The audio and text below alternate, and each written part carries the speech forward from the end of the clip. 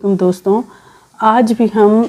Body language کے topic کو continue کریں گے۔ اگر آپ کو پچھلی ڈسکشن یاد ہو تو آپ کو یاد ہوگا کہ ہم نے پچھلی دفعہ چہرے کے بارے میں بات کی تھی کہ ہماری گفتگو کے دوران ہمارے چہرے کی حرکات و سکنات کتنی ہماری گفتگو کو مؤثر یا غیر مؤثر کر دیتی ہیں۔ آج ہم بات کریں گے باقی باڈی پارٹس کی، جیسے کہ ہمارے بازو، ہماری ٹانگیں نان وربل بیہیویئر میں بہت امپورٹنٹ رول پلے کرتی ہیں۔ جیسے کہ کراسنگ دا آرم یا ہاتھ کو باندھ کر اگر کوئی فرد کھڑا ہوتا ہے تو وہ ڈیفینسونیس کو ظاہر کرتا ہے، یعنی کہ وہ اپنے آپ کو غیر محفوظ سمجھ رہا ہے اور اپنے آپ کو ڈیفینسو پوزیشن میں رکھ رہا ہے۔ اسی طرح اگر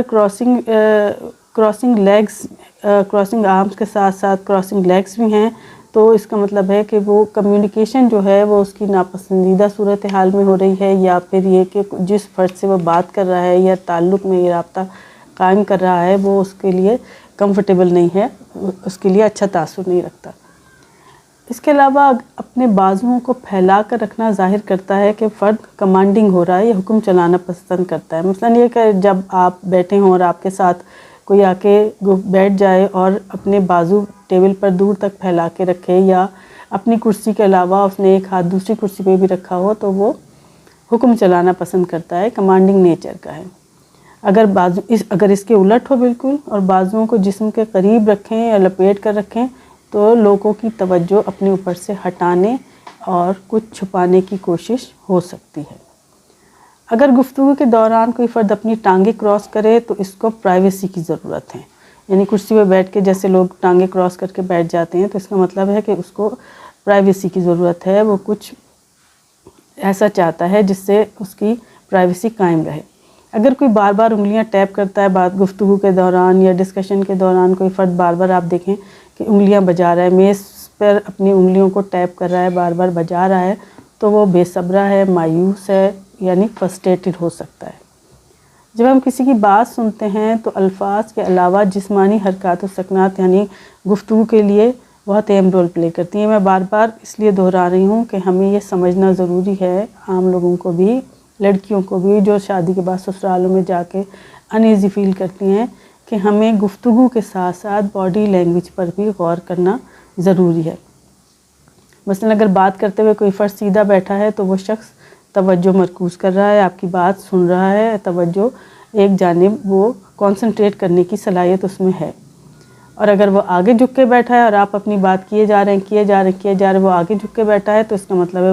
بور ہو رہا ہے اور لا تعلق ہو رہا ہے۔ بہتر ہے کہ آپ اپنی گفتگو کو شارٹ کریں اور ختم کرنے کی کوشش کریں۔ اگر بات کرتے ہوئے کوئی شخص کو اوپن پوسچر ہے، یعنی کہ کھل کے بیٹھا ہوا ہے، آرام سے ٹیک لگا کے سکون سے،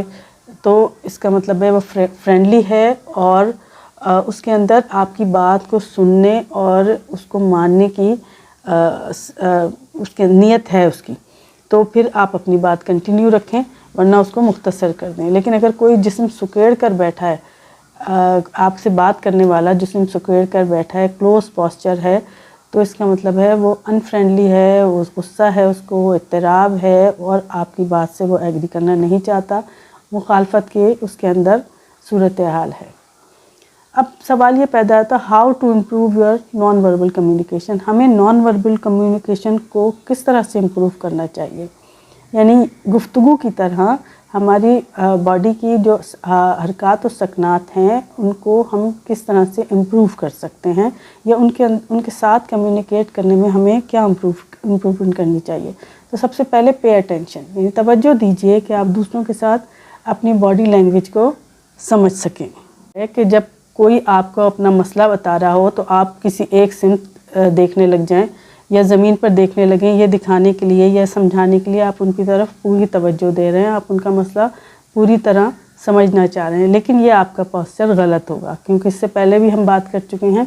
کہ جب تک آپ کسی کی آنکھوں میں نہیں دیکھیں گے، اس کی فیس کی طرف نہیں دیکھیں گے، اس سمت میں ہی نہیں دیکھیں گے جس سمت میں وہ بیٹھا ہے، تو اس وقت تک وہ بندہ آپ سے اپنی بات صحیح طور پر نہیں کر پائے گا۔ جب کسی کی باڈی لینگویج ان کے کہے ہوئے الفاظ کے ساتھ میل نہیں کھاتی تو ہم اس حقیقت کو سمجھ سکتے ہیں کہ وہ صحیح بات بتانا نہیں چاہتے، ہو سکتا ہے انہیں آپ پر اعتماد کرنے میں مشکل ہو رہا ہو۔ ان کو یقین نہ ہو کہ آپ ان کی بات کو صحیح رسپانس کریں گے۔ بات کے دوران اگر کوئی بار بار اپنی ہونٹ بہت زور سے بھینچ رہا ہے، جبڑے سختی سے بند کر رہا ہے، تو وہ فرد خود کو ٹینس محسوس کر رہا ہے، اس کا مطلب ہے غیر محفوظ محسوس کر رہا ہے، اس کو ٹینشن ہو رہی ہے۔ ہم اگر بات سنتے ہوئے باڈی لینگویج پر غور کریں تو ہمیں پتہ لگ جاتا ہے کہ کب سامنے والا اپنی بات کہنا چاہتا ہے، کتنی کہنا چاہتا ہے، آپ سے رائے چاہتا ہے یا فیصلہ کر کے آیا ہے کہ اسے کتنی بات کرنی ہے اور کتنی بات سننی ہے۔ ہم اپنی باڈی لینگویج کو اپنے فائدے کے لیے بھی استعمال کر سکتے ہیں۔ مثلاً ریسرچز سے پتہ چلا ہے کہ شدید ٹینشن میں جو لوگ سیدھے بیٹھتے ہیں وہ انتہائی خود اعتماد ہوتے ہیں، ان کی سیلف اسٹیم اچھی ہوتی ہے، اسٹریسز کو آسانی سے ڈیل کر لیتے ہیں اور پازیٹیو مائنڈ کے ہوتے ہیں۔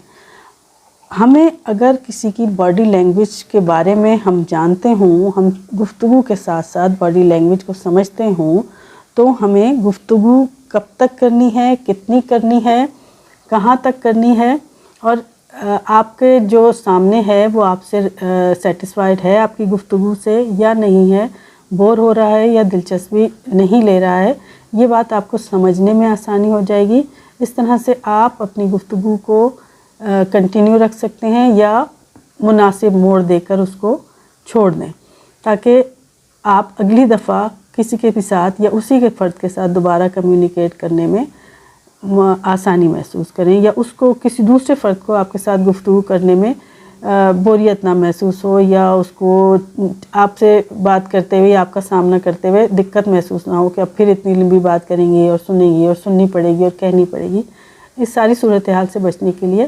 آپ اپنی توجہ اپنے سامنے والے فرد پر بات کرتے ہوئے قائم رکھیں، تاکہ وہ اور آپ دونوں پرسکون ماحول میں کسی بھی چیز کو، کسی بھی مسئلے کو ڈسکس کر سکیں۔ اگلی دفعہ اگلے ٹاپک کے ساتھ انشاءاللہ اپنا خیال رکھیے گا۔ اللہ حافظ۔